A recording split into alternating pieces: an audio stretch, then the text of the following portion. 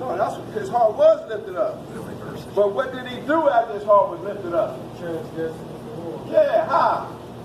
And went into the temple of the Lord to burn incense upon the altar of incense. Okay. So then what did he do? That wasn't what he was supposed to do. What did he do that he wasn't supposed to do? He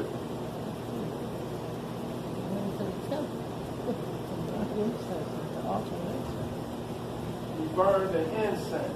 The altar of incense. He wasn't supposed to do that. Like the priest did. He burned the incense upon the altar of incense.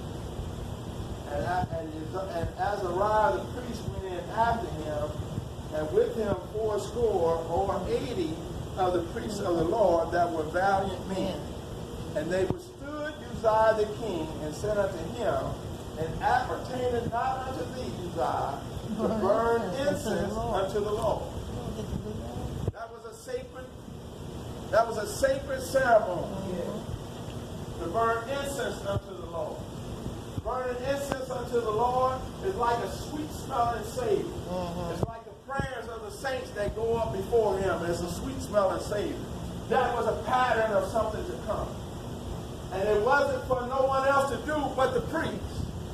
And because Uzziah had got lifted up in his own heart, because he had gotten some success, God had made him to prosper.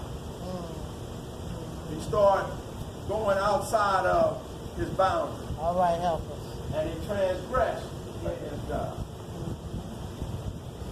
But that wasn't his to do.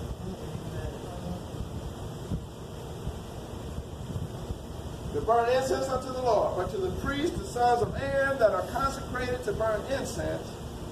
And so only the priests, the sons of Aaron, were consecrated.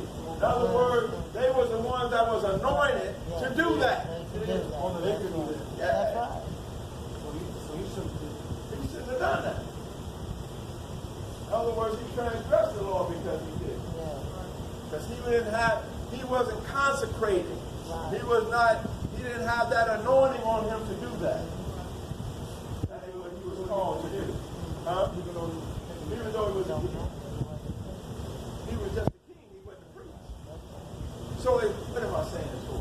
It shows that God has something for each one to do. In other words, God has an order. God has an order. And Uzziah got out of order. And he lifted himself up because of he was prospering in what he was doing.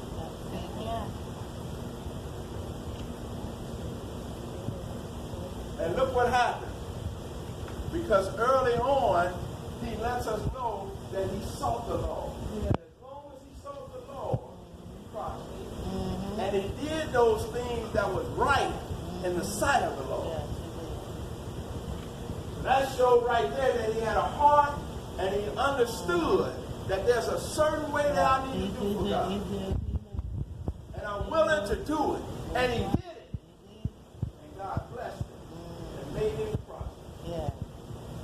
And he even gave him help. He did. He sure did. He gave him help to go and do the work. That's the kind of God that we serve. That's what I love about it so much.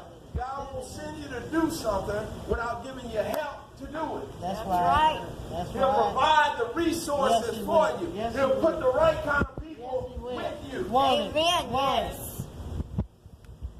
talking about no jellyback. No, fighting man.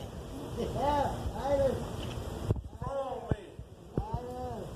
Those that courageous. Yes, Lord. Those got a heart. Not afraid.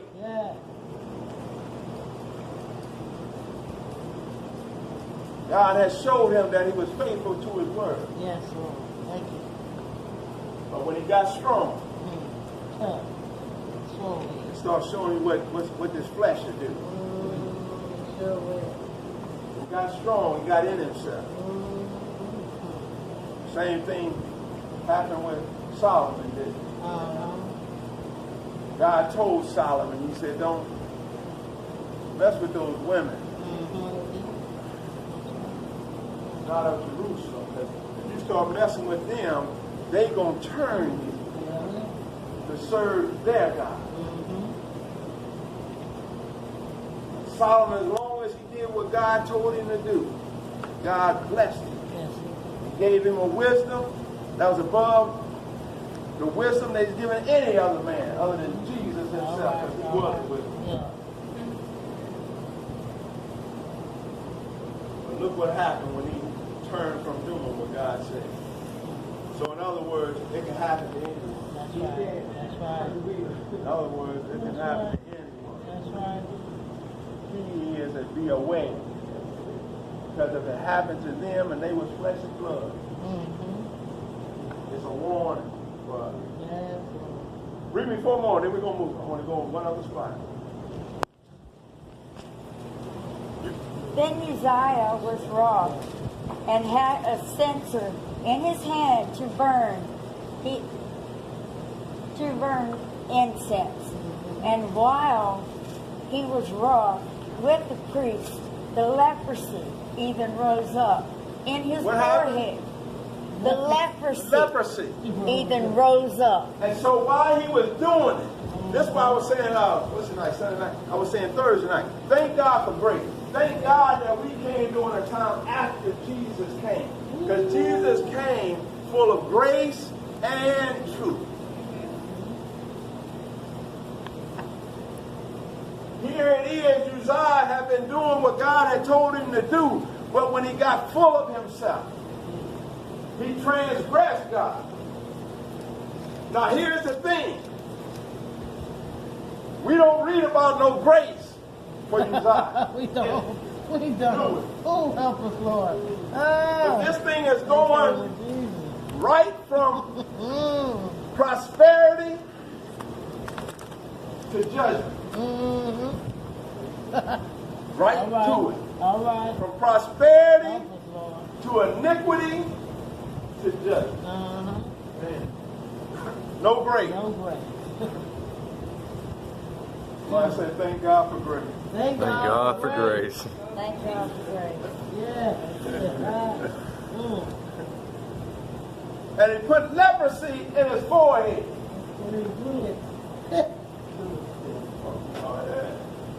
Now that's the king. Come on. Okay. And his forehead before the priest in the house of the Lord from beside the incense altar. And Azariah, the chief priest, and all the priests looked Now, upon. hold on, Sister Daisy, just for a moment. I want us to catch something. I want to make sure we catch this. I want to make sure we catch this. That 19th verse, it said, then Uzziah was wroth. In other words, this was the other thing. When Uzziah was told the truth, and he was basically chastised by the priest, and he told him that that wasn't for him to do. Instead of him stopping and saying, you know what? You're right. Because I know what the word says. He got mad and stayed. That's right. Right? That's That's wrong. right. He got mad and stayed. In other words, you don't tell me what to do. I'm the king. I'm the king. I do what I want to do. Help us, Lord. That's my attitude, but that's You got gonna to tell change. me I can't burn the incense? Who gonna stop me? I'm the king. And so he went and burned the incense anyway. But there is somebody that can stop it.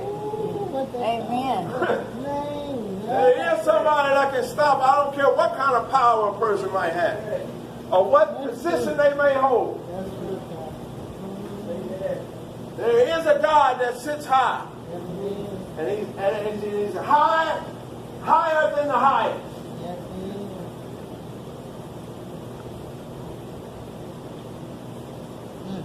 And he put leprosy in his forehead. Oh, God. Now, here's the awesome thing about that. Because if you put leprosy on your arm, you might be able to hide it. What you gonna do about your forehead? Put it in your forehead. Ah, For all to right see. there. Now look what happened. And they thrust him out from thence. Yea. In other words, they threw him out. Huh. Because it was an unclean thing. Yeah. For anyone who had leprosy to be within. They had to be without outside the gate. Come on.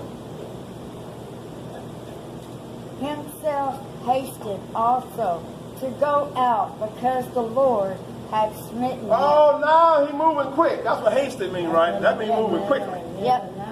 He wasn't like, oh man, I'm going to do what I want to do now. Amen to that. Let me get out of here before something worse happens to me. Exactly. Because I done messed up. I done messed up. Come on. And Uzziah the king was a leper unto the day of his death. Now look at this. That's good. That's good. That's good right there. You can stop right there. And Uzziah the king was a leper until the day that he died. Now look how he started. And then look how he ended. And this is the same Uzziah. This is the same Uzziah that Isaiah said in Isaiah the 6th chapter. He said, in the year that King Uzziah died, I saw the Lord high and lifted up, and his train filled the temple. One dying with leprosy. Another one seeing visions of the Lord. All right. All right. Go to 2 Corinthians. 2 Corinthians, first chapter. My favorite. 2 Corinthians. How much time I got? I got a few more minutes. 2 Corinthians, first chapter. Amen. 2 Corinthians, first chapter.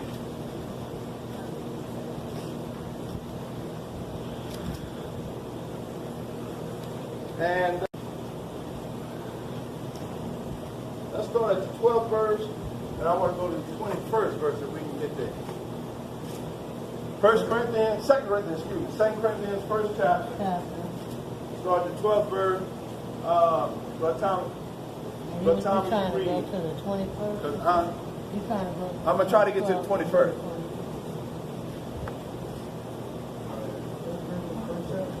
2 Corinthians, the first chapter. And we're going to start reading 4 verses for a time. We're going to start at the 12th verse. 2 Corinthians, first chapter, 12th verse. The word of God reads, Yeah. while you are Egypt, the testimony of our conscience, that in simplicity and godly sincerity, not with fleshly wisdom, but by the grace of God, we have had our conversation in the world, and more abundantly to do more. Verse 13. For we write none other things unto you than what we read or acknowledge. And I trust you shall acknowledge you to the end. Verse 14. As also ye have acknowledged us in part, that we are your rejoicing, even as you also are ours in the day of the Lord Jesus. That's 4, right? Yeah, that's good. That's good. Now look, let's catch this. For our rejoicing is this. Now this is Paul writing the second epistle to the Corinthian church. And Paul's letting them know for our rejoicing is this. The testimony of our conscience that in simplicity and godly sincerity, not with fleshly wisdom, but by the grace of God. Somebody say, thank God for grace. Thank God for grace. We just saw what happened when there's no grace. Yeah, Right? That's why we ought to be